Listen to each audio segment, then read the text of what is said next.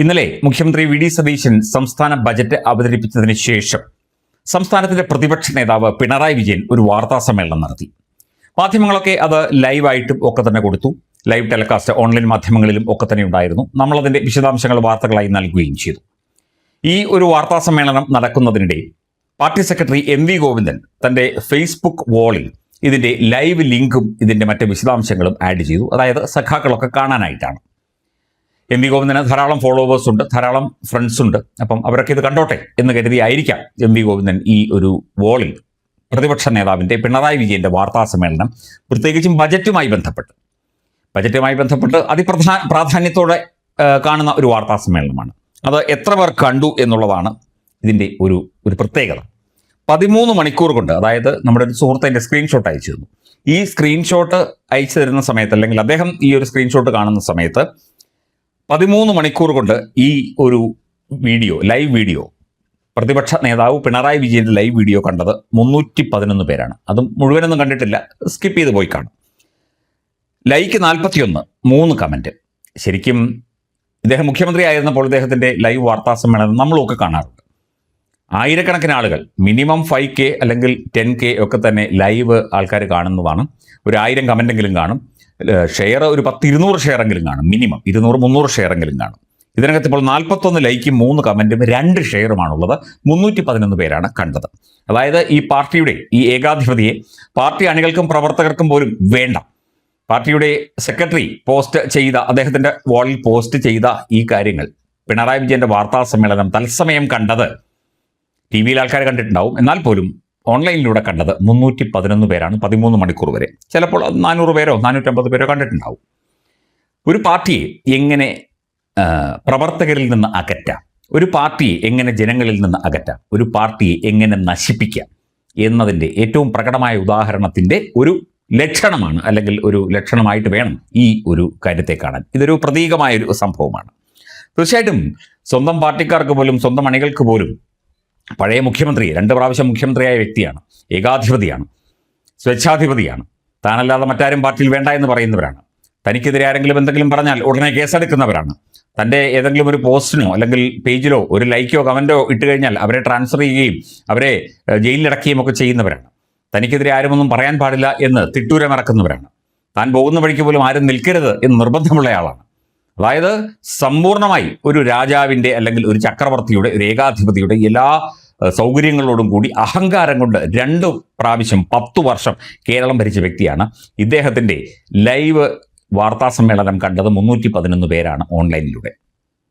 ആലോചിച്ച് നോക്കൂ. അപ്പം ഇദ്ദേഹം എല്ലാവരാലും വെറുക്കപ്പെട്ടവനായി മാറിക്കഴിഞ്ഞു. സഖാക്കൾ പോലും പിണറായി വിജയൻ എന്ന വ്യക്തിയെ വെറുത്തിരിക്കുന്നു.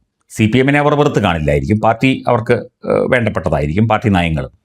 പാർട്ടിയും ഒരു പാർട്ടി സെക്രട്ടറിയുമുണ്ട്. പാർട്ടി എന്ന് പറയുന്നത് പിണറായി വിജയൻ, പാർട്ടി സെക്രട്ടറി എന്ന് പറയുന്നത് പിണറായി വിജയൻ, എല്ലാം ഒന്ന് തന്നെ. എം വി ഗോവിന്ദൻ മാഷ് വെറും കുഴലൂത്തുകാരൻ മാത്രമാണ്.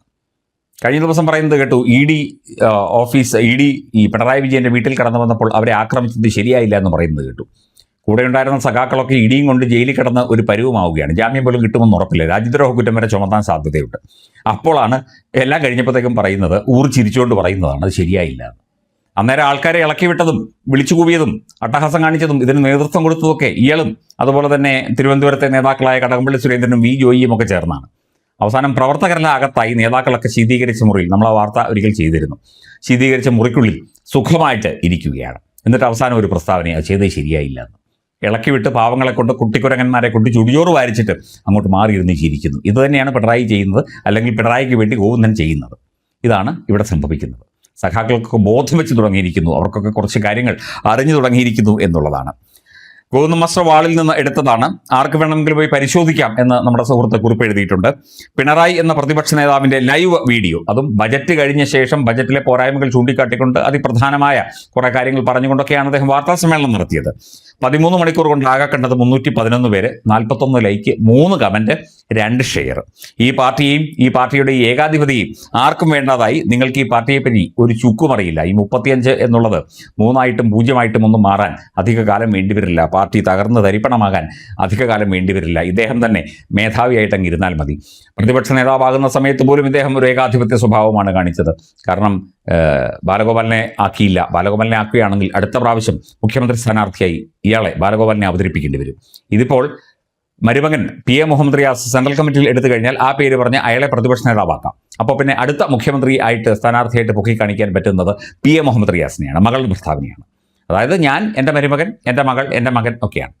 ഇദ്ദേഹത്തിൻ്റെ ഈ വിദേശയാത്രകളുമായി ബന്ധപ്പെട്ട് 10-30 കൊല്ലത്തെ പരിശോധനകൾ നടത്തണം എന്ന് കഴിഞ്ഞ ദിവസം ഷോൺ ജോർജ് ആവശ്യപ്പെട്ടിരുന്നു. തീർച്ചയായിട്ടും നടത്തി കഴിഞ്ഞാൽ മനസ്സിലാകും ഇദ്ദേഹം എന്ത് നേടിയെന്നുള്ളത്. പാർട്ടിക്ക് വേണ്ടിയൊന്നും നേടിയില്ല. നേടിയത് മുഴുവൻ സ്വന്തം വീട്ടുകാർക്കും കുടുംബക്കാർക്കും ഒക്കെ തന്നെ വേണ്ടിയാണ്.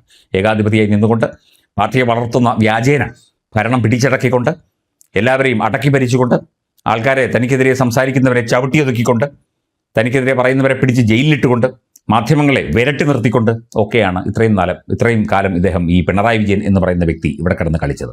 അത് സഖാക്കൾക്ക്, പാർട്ടിയെ സ്നേഹിക്കുന്ന, CPM-നെ സ്നേഹിക്കുന്ന, ഇടതുപക്ഷത്തെ സ്നേഹിക്കുന്ന സഖാക്കൾക്ക് മനസ്സിലായിട്ടുണ്ടാകണം. അല്ലെങ്കിൽ ഇദ്ദേഹത്തിൻ്റെ ഈ വീഡിയോയ്ക്ക് ഇത്രയും തണുത്ത ഒരു പ്രതികരണം ഒരിക്കലും ഇതിനു മുമ്പ് ഉണ്ടായിട്ടില്ല, പണ്ടും ഉണ്ടായിട്ടില്ല. ഇദ്ദേഹം പാർട്ടി സെക്രട്ടറി ആയിരുന്നപ്പം അന്ന് ആ സമയത്തൊന്നും സമൂഹ മാധ്യമങ്ങളില്ല. അന്നും ഇത്തരത്തിൽ ഉള്ള പ്രതികരണങ്ങളൊന്നും പൊതു സമൂഹത്തിൽ നിന്ന് ഉണ്ടായിട്ടില്ല, ഓൺലൈൻ അല്ലെങ്കിൽ പോലും.